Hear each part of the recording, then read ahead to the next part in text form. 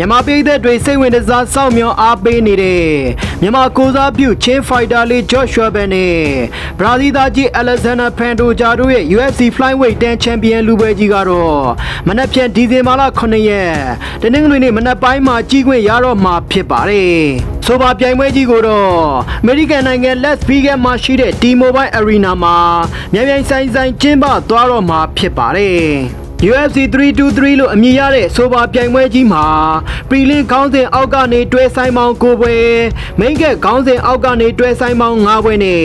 စုစုပေါင်း14ပွဲနဲ့ကျင်းပသွားမှာဖြစ်ပါတယ်။ UFC 323ရဲ့ဒုတိယခေါင်းပွဲစဉ်နေရာမှာတော့ကျွန်တော်တို့ရဲ့ချင်းညီငယ်လေး Joshua Ben က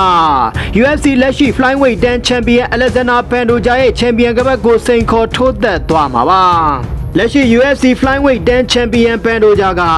ဘရာဇီးဂျိုဂျစ်ဆူကိုအဓိကအားပြုကစားတဲ့ Fighter တူဖြစ်ပြီးသူ့ရဲ့ MMA Pro Record မှာတော့ပွဲပေါင်း35ပွဲကစားထားပြီး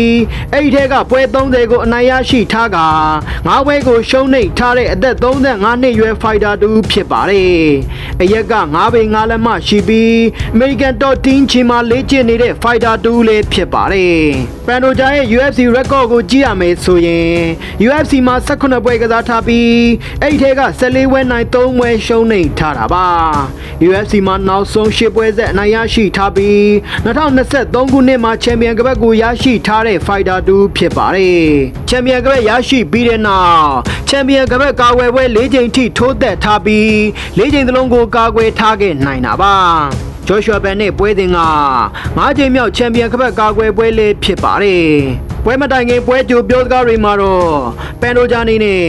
Joshua Ben နဲ့ပွဲစဉ်ပေါ်ချန်ပီယံကပတ်ကာကွယ်ပွဲတက်ပုံစံမျိုးပြင်ဆင်လာတာမဟုတ်ပဲချန်ပီယံစိန်ခေါ်ပွဲပုံစံမျိုးနဲ့အကောင်းဆုံးပြင်ဆင်လာတယ်လို့ဆိုထားပါတယ်။ဒါအပြင် Joshua Ben ကကမ္ဘာအကောင်းဆုံး Fighter တွေကတယောက်ဖြစ်နေပြီလို့လည်းသူကဆိုထားပါတယ်။ဒါပေမဲ့လည်းသူ့အနေနဲ့လက်ရှိချန်ပီယံကပတ်ကိုအကောင်းဆုံးခုခံကာကွယ်သွားမယ်လို့ပြောထားခဲ့ပါတယ်။ကျွန်တော်တို့ရဲ့ချင်းညီငယ်လေး Joshua Ben ကတော့ freestyle ကစားတဲ့ fighter တူဖြစ်ပြီးသူ့ရဲ့ MMA Pro Record ကိုကြည့်ရမယ်ဆိုရင်ပွဲပေါင်း18ပွဲကစားထားပြီး15ပွဲနိုင်2ပွဲရှုံးဆိုတဲ့ရလဒ်ကိုပိုင်ဆိုင်ထားတဲ့အသက်24နှစ်ရွယ် fighter တူဖြစ်ပါတယ်။အရက်က9ပေ9လက်မှရှိပြီး4 on 5 club မှာလေ့ကျင့်နေတဲ့ fighter တူလည်းဖြစ်ပါတယ်။ Joshua Ben ရဲ့ UFC Record ကိုကြည့်ရမယ်ဆိုရင် UFC မှာ9ပွဲကစားထားပြီး10ပွဲနိုင်1ပွဲရှုံးဆိုတဲ့ရလဒ်ကိုပိုင်ဆိုင်ထားပါတယ်။ UFC Flyweight 10မှာနောက်ဆုံး9ပွဲဆက်အနိုင်ရရှိပြီးတဲ့နောက်မှာတော့လက်ရှိ Flyweight 10 Champion Pantoja ရဲ့ Champion ကပတ်ကိုထိုက်တန်စိန်ခေါ်ခွင့်ရလာတာလည်းဖြစ်ပါတယ်။ဒီပြိုင်ပွဲက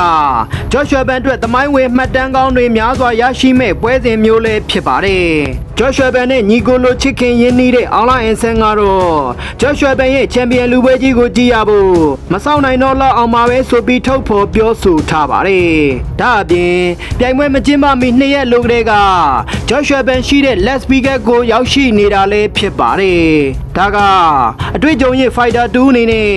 ညီငယ် Joshua Ben ပေါ်အထောက်အကူများစွာပြုမှာလည်းဖြစ်တယ်လို့ Joshua Ben အနေနဲ့ခွန်အားတက်စေမှာလည်းဖြစ်ပါတယ်။ဝေယံမှုအားကောင်းနဲ့ပွဲထွက်လာမဲ့ Joshua Ben ရဲ့ချန်ပီယံကပတ်လူပွဲကြီးပါဝင်တဲ့ UFC 323ပြိုင်ပွဲကြီးကိုတော့မနက်ဖြန်ဒီဇင်ဘာလ9ရက်တနင်္ဂနွေနေ့မနက်ပိုင်းမြန်မာစံတော်ချိန်9နာရီခွဲကစတင်လို့ကျင်းပသွားမှာဖြစ်ပါတယ်။ပရီလင်းခေါင်းစဉ်အောက်ကပွဲစဉ်တွေကို9နာရီခွဲကနေစတင်ကျင်းပမှာဖြစ်ပြီးမိန်းကက်ခေါင်းစဉ်အောက်ကပွဲစဉ်တွေကိုတော့မြန်မာစံတော်ချိန်9နာရီခွဲကစတင်ကျင်းပမှာဖြစ်ပါတယ်။ Joshua Ben နဲ့ Pantoja တို့ရဲ့ချန်ပီယံလူပွဲကြီးကိုတော့10နာရီခွဲနောက်ပိုင်းမှာကြည့်ရဖို့များပါတယ်။မြန်မာနိုင်ငံကပြည်သက်တွေအနေနဲ့ကန်နယ်ပလက်ရုပ်သံလိုင်းတွေကနေတိုက်ရိုက်ကြည့်ရှုခွင့်ရကြမှာလည်းဖြစ်ပါတယ်။ဒါကြောင့်စိတ်လှုပ်ရှားမှုအပြည့်ပေးမဲ့ Joshua Ben ရဲ့ချန်ပီယံကပတ်လူပွဲကြီးကိုကျွန်တော်တို့တူစောင့်မျှော်အားပေးလိုက်ကြရအောင်ဗျာ။ကြည့်ရှုနားဆင်ကြတဲ့အတွက်အားလုံးပဲကျမ်းမာချမ်းသာကြပါစေခင်ဗျာ။